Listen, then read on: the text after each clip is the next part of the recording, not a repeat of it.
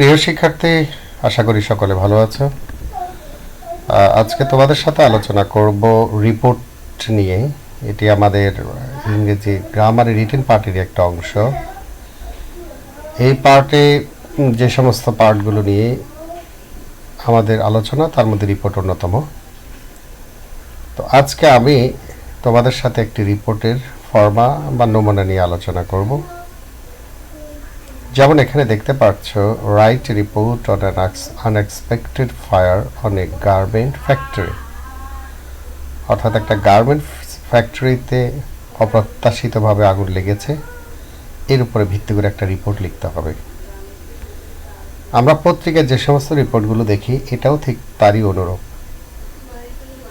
তো এখানে একটা রিপোর্টের ক্ষেত্রে সবচাইতে গুরুত্বপূর্ণ যে দিক, তা হচ্ছে তার একটি হেডিং প্রয়োজন এবং তার যে সোর্স, ডাটা সোর্স বা রিপোর্ট সোর্সটা তা লিখতে হয়।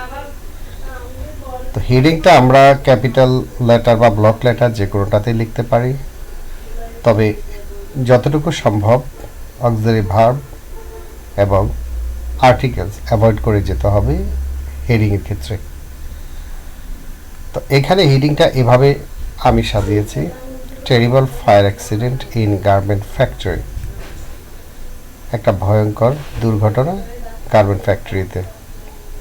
স্টাফ রিপোর্টারের ক্ষেত্রে বা স্টাফ রিপোর্টার শব্দটা না দিয়েও আমরা এখানে নাম দিতে পারি কোনো কারেসপন্ডেন্টের, অর্থাৎ সাংবাদিকের। ডেইলি স্টার পত্রিকার নামটা দিলাম। সর্বশেষ থাকলো তারিখ March 1, 2023। There was a terrible fire accident at Mirpur in the city yesterday. গতকালকে মিরপুরে একটি ভয়ঙ্কর আগুনের দুর্ঘটনা ঘটে থাকে। The name of the factory is GM Garment Factory. ফ্যাক্টরির নামটা হচ্ছে GM Garment Factory. Some fire engulfed the whole building. কিছু আগুন পুরো বিল্ডিং জুড়ে যায়।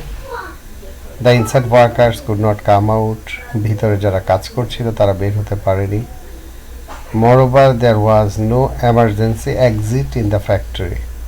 এছাড়া সেখানে কোনো ইমার্জেন্সি এক্সিট, জরুরিভাবে বের হওয়ার মতো কোনো অবস্থা ছিল না। The fire brigade brought the fire under control after working for about 3 hours. 3 ঘন্টা কাজ করার পরে ফায়ার ব্রিগেডের মানুষেরা আগুনকে নিয়ন্ত্রণে আনে। At least 20 more workers had burnt injury. 20 জনের বেশি শ্রমিক ইনজুরি হয়। They were admitted to hospital. তাদেরকে হসপিটালে ভর্তি করা হয়। The cause of the fire could not be ascertained. আগুনের কারণ এখনো জানা যায়নি।